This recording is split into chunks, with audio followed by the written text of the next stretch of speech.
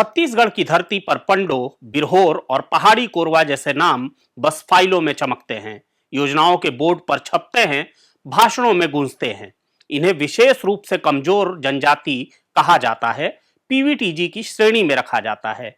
इनके नाम पर बड़े बड़े प्राधिकरण बने हैं, अरबों रुपए के बजट पास होते हैं, लेकिन जमीन पर अगर चलकर इनकी बस्तियों तक पहुंचिए तो समझ आता है कि असली सच क्या है।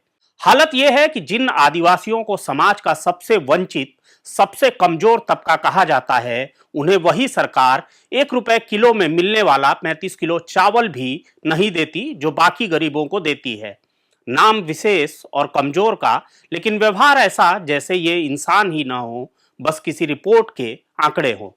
पलमा पार के फसल मैना, पलमा पार के फसल मैना, बैठे जामुंडा रे मारा रे सुगा, बैठे जामुंडा रे। पलमा पहाड़ के फसल मैना, पलमा पहाड़ के फसल मैना, बैठे जामुंडा रे मोर हरे सुआ, बैठे जामुंडा रे। नमस्कार, जरूरी बात में आपका स्वागत है। मैं हूं राघवेंद्र। छत्तीसगढ़ के कोरबा जिले के पसान इलाके में तेंदू टिकरा गांव है। यह जल के ग्राम पंचायत का आश्रित गांव है, जहां पंडो आदिवासी रहते हैं। गांव के चारों तरफ कोयला खदानों का जाल बिछ चुका है और जो नहीं बिछा है उसकी तैयारी जोरों पर है। हसदेव अरण्य से लेकर एसईसीएल की भूमिगत कोयला खदान, विजय वेस्ट और ऐसी ही कई खदानें इस इलाके की सांसें खींच रही हैं। अब रुंगटा ग्रुप भी अपने कोयला खदान के लिए पूरी ताकत लगा रहा है। पंडो आदिवासियों का डर सच्चाई में बदलता जा रहा है। उन्हें यकीन है कि जल्दी ही उनका तेंदू टिकरा गांव भी ओपन कास्ट माइनिंग की चपेट में आ जाएगा।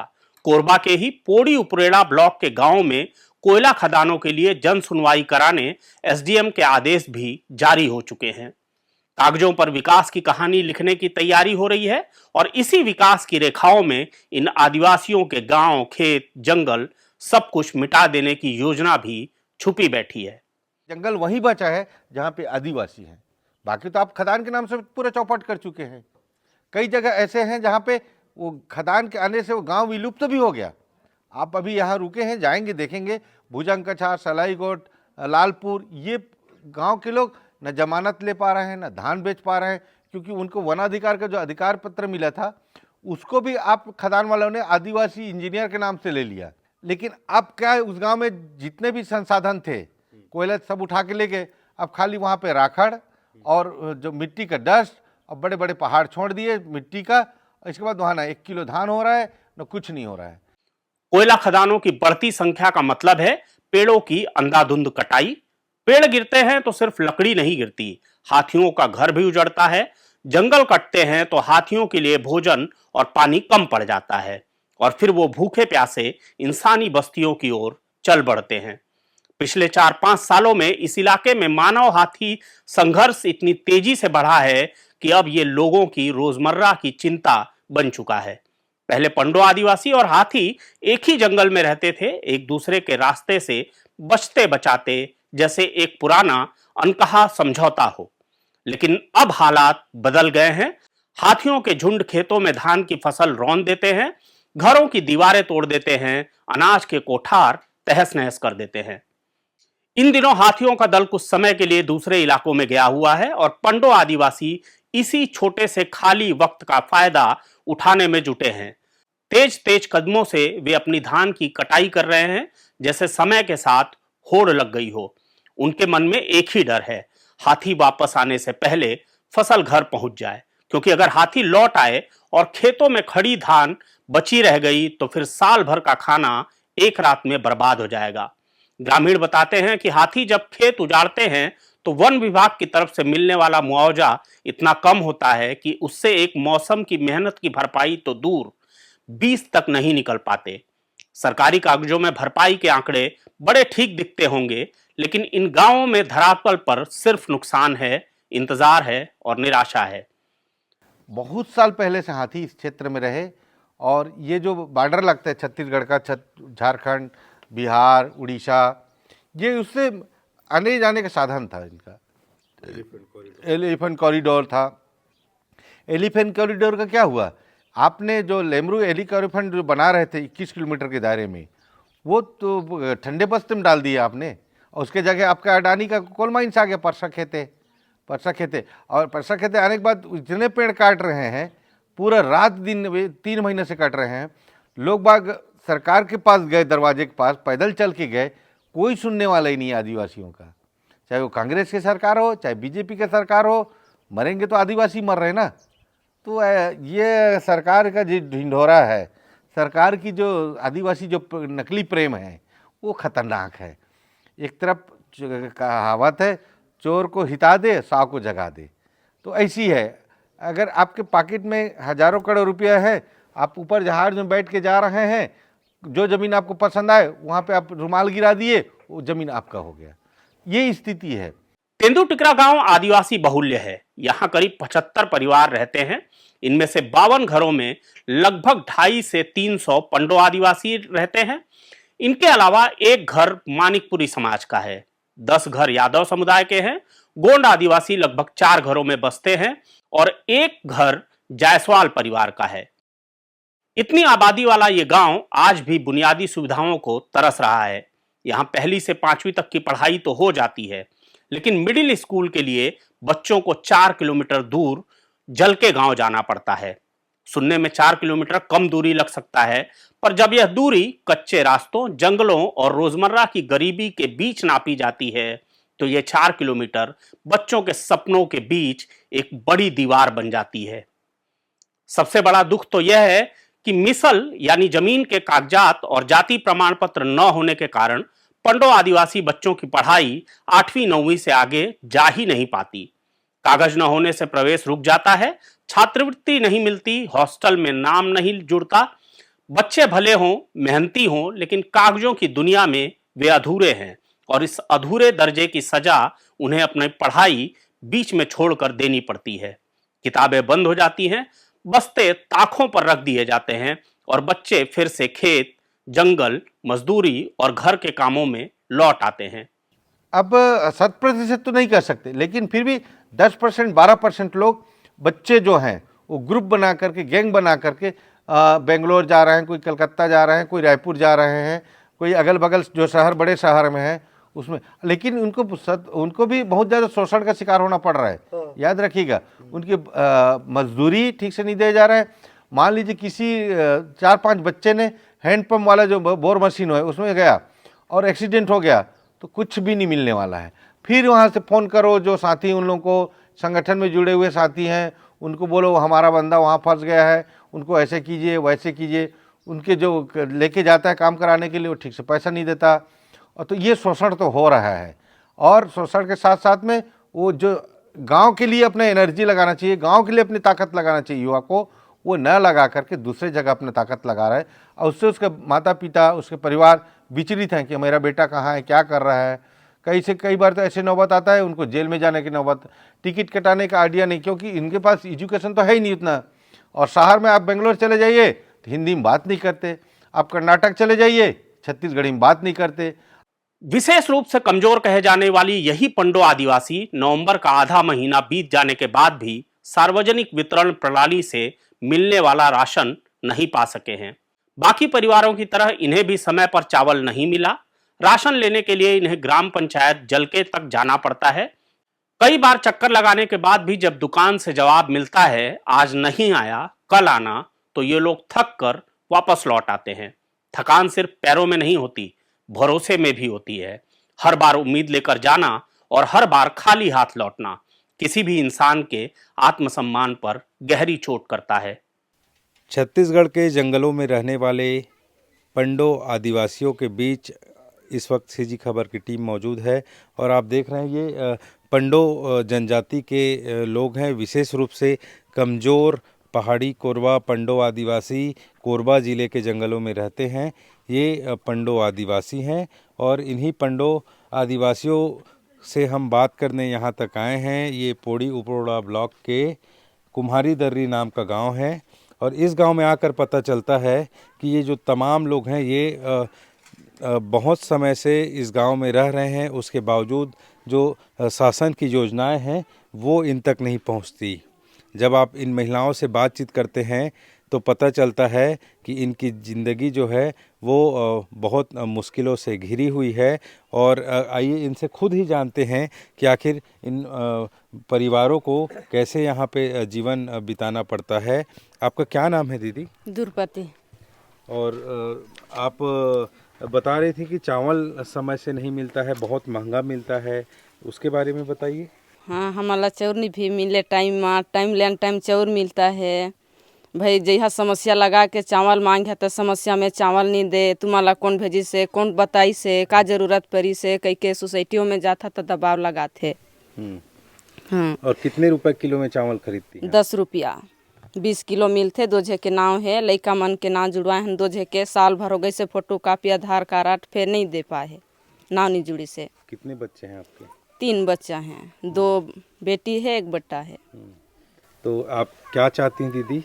हाँ, जितना 35 किलो मिलते चावल तो 35 किलो हम ला फ्री होना चाहिए चावल। भाई किसान भाई ला देते 35 किलो तो हम गरीब आदमी कहाँ से पैसा ढूंढ पाएंगे। और जीवन यापन कैसे होता है दीदी? क्या रोजी मजदूरी करने जाते हैं आप लोग? कैसे कैसे जीवन जीते हैं अपना? वहाँ कर्जा बुड़ी मांग के चावल निकाले जाथन, वहाँ पैसा फंसाथन, वहाँ बनी भूती करथन तो पाथन पैसा। भी काम कुछ नहीं मिल पाते तो कहाँ काम पाबो। भाई बनिया व्यापारी ठे जाथन, एक दिन में देबो पैसा, वो दिन देबो कह के कर्जा भी मांग लेथन। भाई बनी मजदूरी देथन तब भाई मांग के आन रहथन तहाँ फेलेज के कर्जा छूटथन। सरकार रोजगार गारंटी योजना चलाती है, आपके गांव में कभी ये काम हुआ है अभी हाल के दिनों में? अभी नहीं हो से। पहले होता था। पहले होत रही सही वाला नहीं जानन, मगर अभी नहीं हो से। अभी 1000 देते तेल तो भाई चौरे ले के खाएदार थन 1000। भाई गरीब आदमी हमार ठन एक ठे बस डोली है और एक ठे बोरी में होते धान तो कहाँ ले 3 परिवार ला 4 परिवार ला कहाँ हो हर साल भर ला। तो ये देखिए विशेष रूप से कमज़ोर पंडो आदिवासियों को जिन्हें सरकार पीवीटीजी श्रेणी में रखा है, इन आदिवासियों को 10 रुपए किलो में सरकारी चावल खरीदना पड़ता है। और उसके बाद जब वो राशन ख़त्म हो जाता है तो बाज़ार से 25 रुपए किलो में ये आदिवासी चावल खरीदते हैं। इससे आप समझ सकते हैं कि इनकी ज़िंदगी कितनी मुश्किलों भरी है। और इस बारे में बृजलाल पंडो जी हैं। बृजलाल पंडो जी को आप जानते होंगे, ये सामाजिक कार्यकर्ता हैं और इसी गांव के रहने वाले हैं। तो ये हमको बेहतर बता सकते हैं, क्योंकि इधर से देखिए धूप आ रहा है तो हम ऐसे मुड़ जाएंगे। भैया आप बताइए कि इस गांव में और क्या क्या समस्या है? मैं बृजलाल पंडो, ग्राम पंचायत कुम्हारी दर्री, विकासखंड पूर्णिया, जिला कोरबा, छत्तीसगढ़ का यहाँ का मूल निवासी हूँ। तो इस पंचायत में और इस मोहल्ले में जितना समस्या है उसको मैं एक एक ठो गिनाऊंगा तो बहुत समय लगेगा। गिनाइए ना। है ना। तो पहला तो ये है, पहला काम हमारे कुम्हारी दर्री का कहिए, हमारा सर्वसामूहिकता आधारित ग्राम पंचायत कुम्हारी दर्री, मतलब अभी यहाँ इस गांव मसाती ग्राम है और आज तक राजस्व में तबादला नहीं हुआ है। और अमली बहरा है, कुम्हारी दर्री का है, वो पक्की बंदोबस्त हो गया है, लेकिन कुम्हारी दर्री आज तक मतलब पक्का बंदोबस्त गांव नहीं हुआ। ये एक ठो है कहिए। हर किसानों ने यहाँ कब्जा कर करके वो राजस्व भूमि और वन भूमि रखे हैं, लेकिन आज तक किसी का पट्टा नहीं बन रहा है। यहाँ बोला जाता है कि यहाँ राजस्व ग्राम तो है पर अनसर्वेट होने को वजह से किसी का पट्टा नहीं बनेगा, ये बोला जाता है यहाँ। और हम लोग भूपेश बघेल जी आए थे पिपरिया में, तो आवेदन लिख करके दिए थे कि यहाँ तुरंत पक्का बंदोबस्त हो ऐसे करके, तो रिसिप्ट भी दिए हैं, मैं भी रखा हूँ उसका पावती, लेकिन आज तक यहाँ कुम्हारी दर्री में पक्का बंदोबस्त नहीं हो रहा है। तो ये है अक्सर करके ज़मीन मसला से यहाँ झगड़ा विवाद होता ही रहता है, झगड़ा कभी ख़त्म नहीं होता है। अगर सब किसानों के पास अगर पट्टा पर्ची बन जाता तो यहाँ ये झगड़ा ख़त्म हो जाता। कौन कहिए करता है झगड़ा? आपस में किसाने फंसते हैं, हाँ, दबंग लोग करते हैं, जो ज़्यादा मतलब अच्छा दबंग रहते हैं तो निम्न क्वालिटी के जो रहते हैं किसान उनको दबा करके हड़प लेते हैं। केस के हाँ गरीबों को केस फौजदारी चलते रहता है। तो इसको ख़त्म करने के लिए पहला काम यही है कि यहाँ बंदोबस्त होना चाहिए और ठीक से मतलब सरकार को मैं निवेदन करता हूँ कि यहाँ सभी लोगों के जितने कब्जा कर करके रखे हैं उनका पट्टा बना के दे। ये बच्चों की पढ़ाई भी छूट रही है इस वजह से। हाँ ये है अक्सर करके हम पंडो जनजातियों का जाति निवास से मतलब ज़्यादा लफड़ा हो रहा है, इसलिए मतलब यहाँ कुम्हारी दर्री पंडोपारा में बच्चे लोग नहीं पढ़ पाते हैं। यहाँ के जितने बच्चे हैं 5वीं से ऊपर जा ही नहीं रहे, ज़्यादा से ज़्यादा 8वीं तक। और मेरे ही बच्चा ले दे करके मैंने 12वीं करवाया हूँ, 10वीं 12वीं का। उसके बाद बाकी लोग नहीं करवा पा रहे हैं। और मेन चीज़ है यहाँ का जाति निवास में थोड़ा त्रुटि है, बनवाने जाते हैं तो नहीं बन पाता है। और ग्राम सभा में भी प्रस्ताव करते हैं तो मिसल मांगता है। अरे मैं तो सरकार से निवेदन करता हूँ, ये जो नियम निकाला है ठीक है, सराहनीय है मेरा, लेकिन ये अभी कभी ज़िंदगी में तो ये लोग कुछ करवाए नहीं तो मिसल कहाँ से रहेगा, समझना चाहिए। और बार बार बोलते हैं और जिनका जिनका मतलब बना है उनका भी मतलब नहीं बन रहा है कहिए जाति, इसमें मतलब बच्चे आगे नहीं बढ़ रहे हैं पढ़ने के लिए। फिर ये बच्चे क्या करते हैं? बस ऐसी गाय गुरुआ छेरी मुर्गी चराते हैं, वन मजदूरी रोज़मर्रा काम करते जीते खाते हैं। तो यही मेरा निवेदन है सरकार से कि इसको ठीक से मतलब ढांचा में लाए। और विशेष जनजाति हमारे कोरबा ज़िला में 48 गांव, 2 ब्लॉक है, पौड़ी उपरोड़ा और कोरबा, दोनों ब्लॉक में 48 गांव में मतलब पंडो जनजाति निवास करते हैं।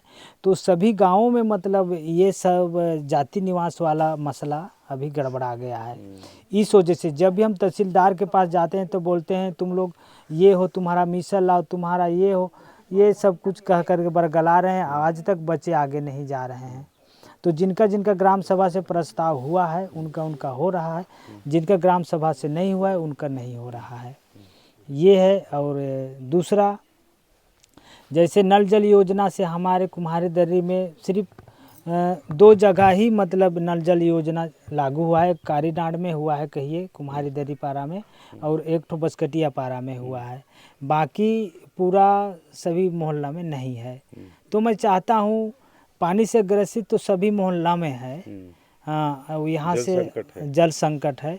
तो मैं चाहता हूँ कि देखते हुए स्थिति वार्ड वाइज या मोहल्ला वाइज ऐसे करके मतलब वहाँ सभी जगह नल जल योजना को लागू करे। और ये है, ये अगर ये हो जाता तो पीने के लिए सुविधा हो जाएगा। और दूसरा काम, चौथा काम कहिए तो शौचालय के लिए कहिए।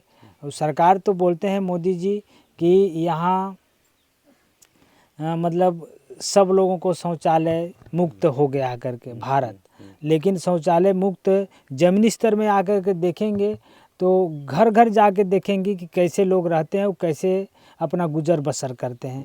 तो यहाँ शौचालय तो पूरा 0 सन्नाटा है। जब लागू किए थे उस समय आया, ठेकेदार बना करके आए और जैसे जैसे वहाँ के बनाए, कुछ खड़ा किए, कुछ छाए नहीं, कुछ का गड्ढा को ढाके नहीं, और उसमें मुर्दा वगैरह लगाए नहीं। ये सब कुछ फंसने की वजह से सब लफड़ा हो गया, पूरा 0 सन्नाटा। तो यहाँ के सरपंच ने पूरा मिल करके उसका शो कर दिए, बिल पास करके ख़त्म कर दिए, हो गया उसका काम। तो शौचालय के लिए 0 हो गया है। तो कहाँ जाते हैं? बस जंगल में जाते हैं, चाहे सांप काटे, चाहे बिच्छू काटे, चाहे कुछ भी काटे, सब बस वही करते हैं। अब जंगल का रहने वाले, जंगले में सब कुछ होता है। वो हाथी भी आता है, सब आता है। हाथी से परेशान हम लोग हैं, यहाँ का पूरा खेत बाड़ी को खा के चला जाता है। उसमें भी 45 ठो आता है, कभी कभी 55 ठो, कभी कभी 66 ठो, कभी कभी 15 ठो, ऐसे ऐसे परेशान हो जाते हैं। और जहाँ भी जाता है तो पूरा घर को चरपट कर देता है। फसल को तो करता है, घरों को भी खा जाता है, मतलब पूरा तोड़ ताड़ देता है। तो जद भाग भूख के कभी हम लोग निवास करते हैं कहिए यहाँ। और ये है कि यहाँ का रोड सही सलामत नहीं है। मान के चलिए देश को 75 साल तो हुआ, लेकिन सही प्रकार से मायने में देखिए तो कुम्हारी दर्री में ठीक से विकास नहीं हो रहा है। हाँ, ये मेरे को अच्छा नहीं लग रहा है। कैसी हालत है सड़कों की? सड़क जर्जर है सभी मोहल्ला में। ठीक से एक ठो कुम्हारी दर्री में मेन रोड बना है, जल के रोड का ही, बाकी इधर का पूरा मोहल्ला में 20 वार्ड है, 20 वार्ड में पूरा 0 सन्नाटा है। तो मैं चाहता हूँ कि सरकार से कि यहाँ आकर के ठीक से मूलभूत सुविधा, अरे बरसों का पैसा लगाता है पंचायतों में, लेकिन वो पैसा जाता कहाँ है, उसको ठीक से क्रियान्वयन करना चाहिए। हर मोहल्ले में, हर वार्ड में जा के विकास करना चाहिए। वो विकास पैसा कहाँ जाता है, कैसे करते हैं, मैं नहीं जानता। तो मैं चाहता हूँ कि ये जो हमारा खबर जहाँ तक हो सके सुन सकें, शासन प्रशासन सभी से निवेदन है कि यहाँ तत्काल त्वरित जांच करके ठीक से विकास करवाने की कष्ट करें। ये मेरा वादा है। कहते हैं पौड़ी पुरोड़ा ब्लॉक में बहुत घोटाला होता है करके, तो अरे आपको यहाँ लगता तो गढ़ है पौड़ी पुरोड़ा कोरबा जिला में, जितना घुसखोर का राज चल रहा है, भले मेरे को कुछ भी हो जाए, मैं किसी से नहीं डरता। अब इस दुनिया में आए हैं, एक बार जन्म हुए हैं कहिए, लेकिन सच्चाई को सामने लाने के लिए ये मेरे को अच्छा नहीं लगता। कुछ भी करो तो घूसखोरी होता है और घूस बिना कुछ काम नहीं मिलता है। खदान भी खुलने वाला है इधर? मेरे जानकारी में ये है कि जैसे रुंगटा खदान का जानकारी मुझे मिला तो गोंडवाना पार्टी वाले जनपद सदस्य मेरे को फ़ोन किए कि यार इसको हम आरोप लगाएंगे। उसमें तो आदेश में भी देखा, मोबाइल में भेजा एसडीएम सर भारद्वाज कि पूरे ग्राम पंचायतों में जितने प्रभावित क्षेत्र है, 4 पंचायत का मेन लिखे थे, लेकिन उसमें से ग्राम सभा से प्रस्ताव करवा करके दे दो, उसके बाद रोंगटा खदान चालू हो जाएगा। ओपन कास्ट है और पूरा जंगल को लिया है कहिए, लेकिन उसमें जल के पंचायत भी प्रभावित होगा, उसमें कुम्हारी दरी भी प्रभावित होगा। और उस ये ओपन कास्ट खदान है? हाँ, ओपन कास्ट खदान है। अच्छा, खुली खदान? हाँ नहीं, हाँ खुली खदान है उसमें। हाँ तो पुटी पखना भी प्रभावित होगा, सिंदूरगढ़ भी प्रभावित होगा। वो लंबा चौड़ा है ना। तो कितने पेड़ काटे जाएंगे इसमें? वो तो कम से कम 50 लाख होगा। बहुत सारा पेड़ काटेंगे वहाँ का, तभी जाके ठीक होगा। तो सरकार तो खोलेगा कहिए खदान को, सरकार को तो दोनों हाथ उसका ठीक है कहिए। वन विभाग का पेड़ को काटेगा तो पूरा, तो वन विभाग काटेगा तो पूरा पेड़ को बेचेगा, और जो कंपनी वाला आएगा पूरा ज़मीन को खोद करके कोयला को बेचेगा। और ये क्षेत्रवासी जितने हैं, इन लोग पूरा धूल और ये गंदा प्रदूषण से प्रभावित होंगे। और जिनका जिनका एरिया में जाएगा वो तो पूरा वहाँ से माटी फेंकेगा तो पूरा उनका खेत पटाया जाएगा। तो हाथी भी हैं इस इलाके में? हाथी हैं यहाँ, कम से कम नहीं तो 115 हाथी हैं इस क्षेत्र में। पूरा विचरण करते हैं इस क्षेत्र में। तो ऐसे स्थिति है। और साथ में रानी अटारी विजय वेस्ट खदान अंडरग्राउंड माइंस तो बहुत दिन से चल रहा है। हाँ, और उसमें भी प्रभावित हैं और काम भी नहीं देते हैं यहाँ। बीटीसी नहीं किए रहते हैं, उसको भी नहीं रखते हैं काम में। और जिसे रोजी रोटी करते हैं उसमें भी थोड़ा हेरा फेरी होता है ठेकेदारों के माध्यम से। अब पता नहीं, जो जुबान करते हैं उसका जुबान का लगाम नहीं होता है, आगे पीछे। ये जो रुंगटा की खदान खुलेगी, ये क्या गांव भी हटाए जाएंगे इसके लिए? हाँ, प्रभावित होगा। ये रानी अटारी भी प्रभावित हो गया है, ये भी हटेगा कोई दिन में। और केंदई भी हटेगा, विस्थापन होगा। वहाँ पंडो जनजाति के लोग रहते हैं, 32 परिवार हैं, जिसमें वो 26 लोगों का वन पट्टा भी मिला है वहाँ, लेकिन उसका भी कोई सुनवाई, कोई उसका पूछ परख करने वाला नहीं। अब पता नहीं, अधिकार तो मिला है उनको, लेकिन जब वहाँ से भसक जाएगा, नीचे चला जाएगा, भसक ही रहा है। हाँ, तो वो उनको फिर सरकार कैसे करेगा? अधिकार तो है, पर उस अधिकार के बदले में दूसरे ज़मीन देगा तो ठीक है। आपके गांव में भी प्रभावित होंगे? यहाँ प्रभावित होगा, यहाँ तक कोयला है ना अंदर में पूरा, तो यहाँ भी तो प्रभावित होंगे। तो कहाँ जाएंगे आप लोग? अब कहाँ जाएंगे, बस भगवान भरोसे पड़े हुए हैं। तो किसी ना किसी दिन तो हमको सोचना पड़ेगा। और यहाँ से अगर नया नवतोड़ करते हैं कहीं पे, हाँ तो वहाँ तो बसने नहीं देगा। ये बड़ी दिक्कत हो रहा है। ऊपर से कम से कम 2017-16 में, उसके पूर्व 14-15 में भी, 2015-14 में भी आवेदन किए थे, और 21-22-23 में भी आवेदन किए थे। अपना गांव छोड़ के जाएंगे आप लोग? कहाँ जाएंगे? गांव छोड़ के, देखिए जिस धरती में हम लोग जन्म हुए हैं, जिस धरातल में मान के, जिस जगह नमक खाए हैं, मान के चले यहाँ का अन्न खाए हैं, तो इसमें तो मोह माया हो गया है। और यहाँ से कैसे जाएंगे, और जाएंगे भी तो मार्ग दिखाने वाला महान व्यक्ति कहाँ मिलेगा हमको। भगवान जैसे होगा जो हमको पंडो जनजातियों को मदद करेगा कि इस जंगल में जाके बसो। जैसे विस्थापन तो होंगे, तो विस्थापन होने के बाद फिर दूसरे जंगल देगा तब ना हमको अच्छा रहेगा। कौन देगा जंगल आपको, सरकार अब देगी? सरकार पता नहीं देता है कि नहीं, ये तो मुझे नहीं लगता है।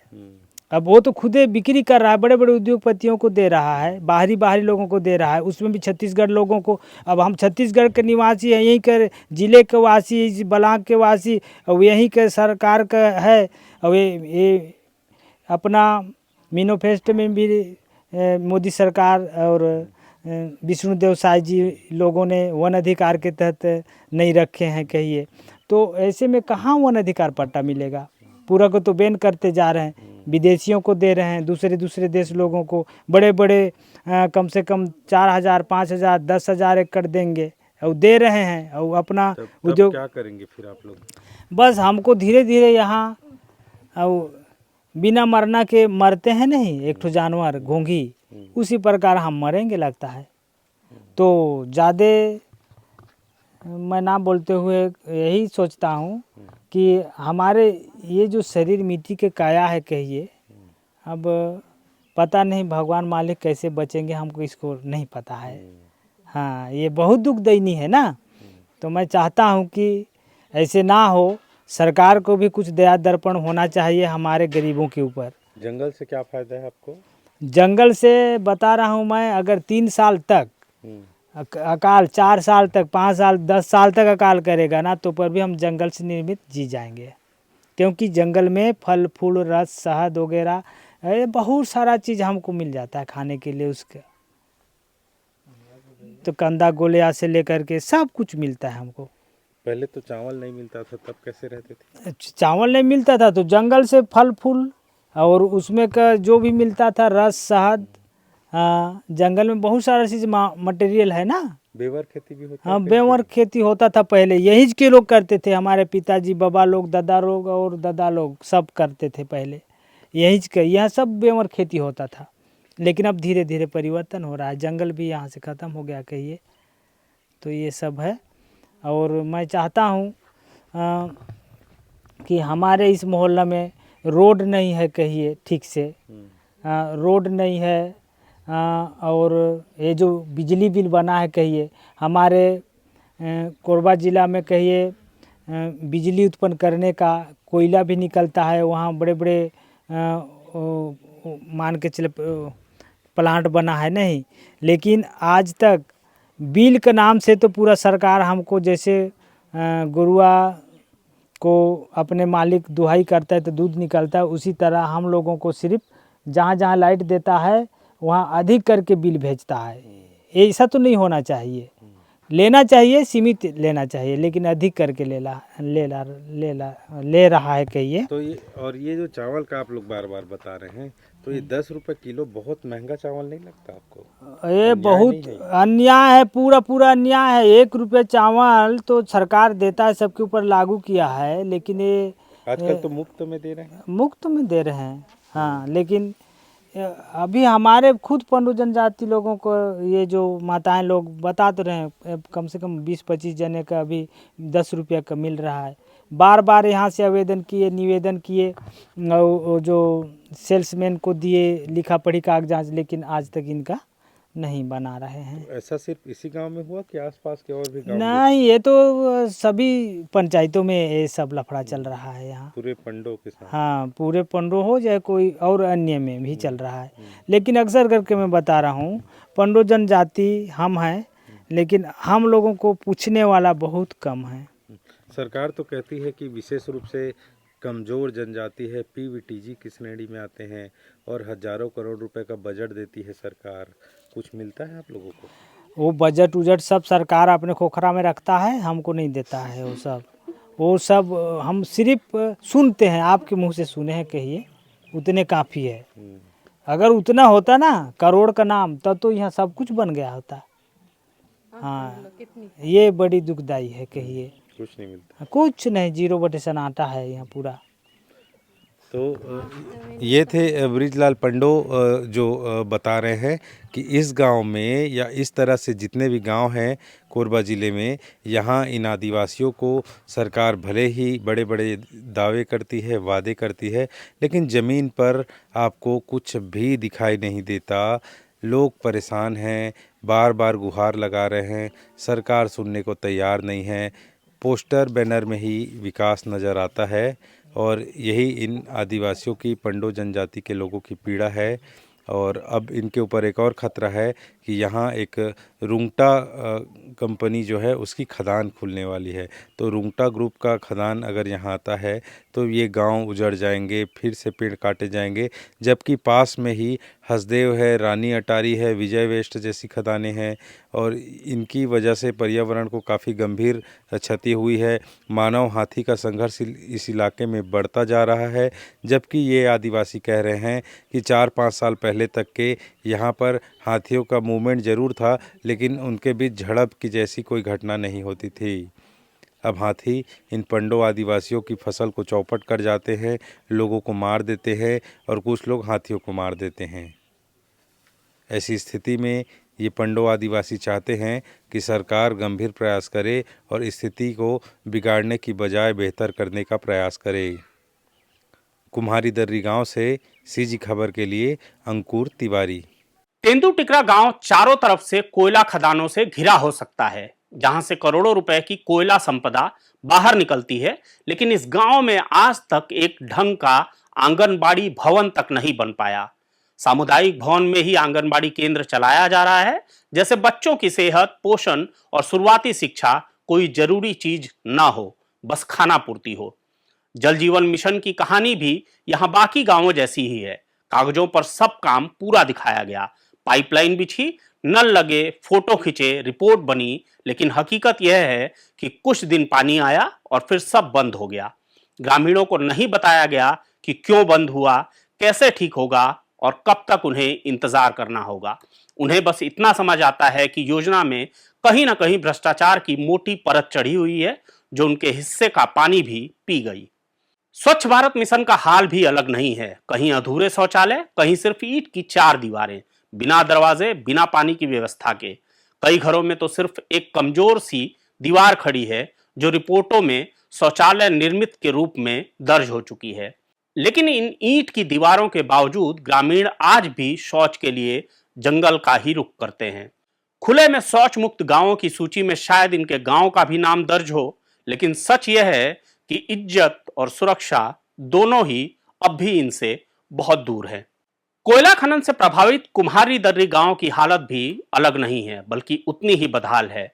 यहाँ पंडोपारा में 42 घरों में करीब 325 पंडो आदिवासी रहते हैं। 6 साल पहले आकाशीय बिजली एक ट्रांसफार्मर पर गिरी थी, जो उस दिन से खराब है और आज तक उसे बदला नहीं गया।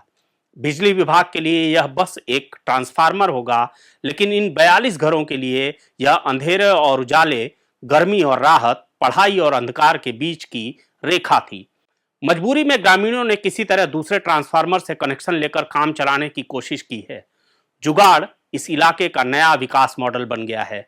सरकार व्यवस्था नहीं दे पाती तो लोग अपनी ताकत भर का जुगाड़ कर लेते हैं। एसईसीएल की रानी अटारी और विजय वेस्ट भूमिगत खदानों की वजह से आदिवासियों की जमीन धंसने की बात भी ग्रामीण बताते हैं। खेतों की मिट्टी बैठ जाती है, मेड़े टूट जाती हैं, कुएं सूख जाते हैं। ये सब धीरे धीरे होता है, बिना किसी धमाके के, इसलिए खबरों में नहीं आता। लेकिन किसान के लिए यह उतना ही विनाशकारी है जितना किसी के लिए घर पर गिरा बम।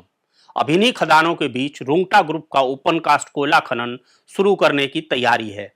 तेंदू टिकरा की तरह ही यहाँ भी पंडो आदिवासियों की समस्याएं एक जैसी हैं। राशन नहीं आया, मुआवजा नहीं मिला, रोजगार नहीं मिला, बस विस्थापन की तलवार हर वक्त सिर पर लटकती रहती है। जुलाई महीने में भी पंडो परिवारों को सार्वजनिक वितरण प्रणाली से मिलने वाला राशन नहीं मिला। भूख पेट से निकलकर सवाल बनकर आंखों में बस जाती है। आखिर हम किसके नागरिक हैं और किस संविधान ने हमें अधिकार दिए थे? रानी अटारी, विजय वेस्ट जैसी खदानें पहले से ही कोयला निकाल रही हैं और अब इनके आसपास के तेंदू टिकरा, जल के, कुम्हारी दर्री, पोड़ी कला, अड़सरा, पुटी, पंखना, सिंदूरगढ़, तनेरा, सुकरीताल, चोटिया, गुच्चापुर, परला, सेन्हा जैसे तमाम गांव धीरे धीरे भूमिगत और ओपन कास्ट खदानों की चपेट में आते जाएंगे। धरातल पर हकीकत यही है, न पक्की सड़क, न भरोसेमंद बिजली, न ढंग का स्वास्थ्य केंद्र, न बच्चों की ऊंची कक्षाओं तक पहुंचाने वाली शिक्षा, सरकारी योजनाओं की चमक, प्रेस कॉन्फ्रेंस की तस्वीरें, भाषणों में गूंजने वाले विकास के वादे इन गांवों तक कभी सही रूप में पहुंचे ही नहीं। यहां अगर कोई चीज पूरे दम से पहुंचती है तो वह है विस्थापन की आहट। सरकार के अधिकारी और ठेकेदार जमीन के लिए ऐसे पहुंचते हैं जैसे कुत्ते सूंघते हुए हड्डी तक पहुंच जाते हैं। फाइलें बनती हैं, नक्शे बनते हैं, मुआवजे के फॉर्म बनते हैं, दबाव बनता है और आखिरी में जमीन चली जाती है। जमीन चाहिए तो प्रशासन तुरंत जाग जाता है, लेकिन जब फसलों को हाथियों से नुकसान होता है, घर टूट जाते हैं, जान खतरे में पड़ जाती है, तो मुआवजा देने वाला कोई नहीं आता। आने वाले भी बस फॉर्म भरवा कर या फोटो लेकर चले जाते हैं। यह क्षेत्र हाथी प्रभावित घोषित है।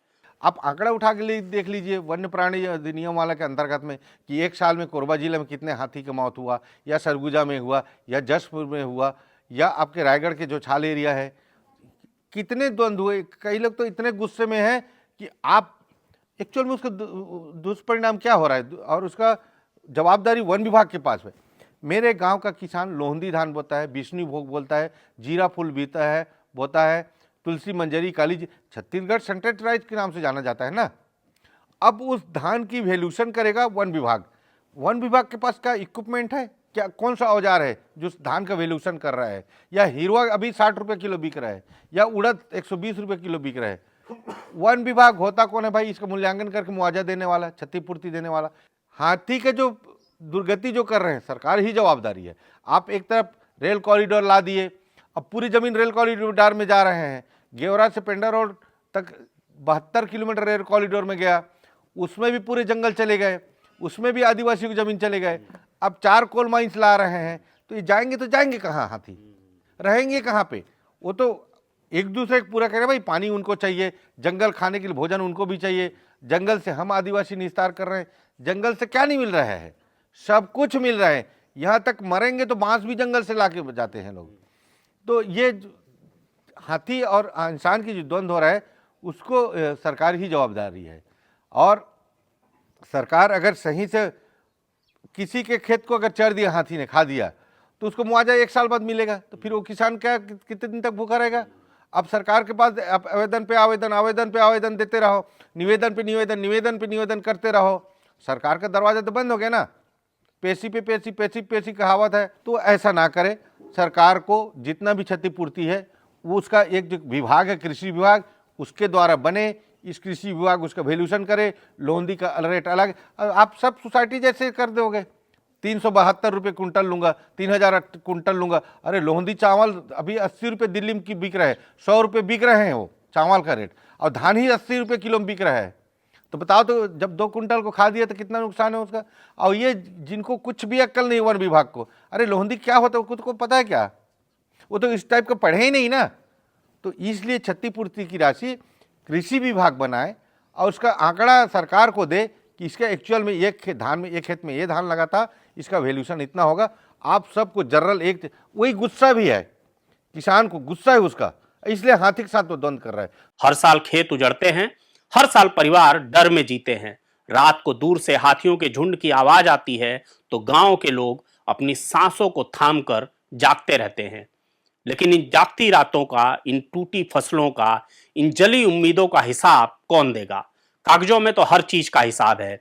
कितने हेक्टेयर में फसल नष्ट हुई, कितने रुपए मुआवजा स्वीकृत हुआ, किस तारीख को भुगतान निकला।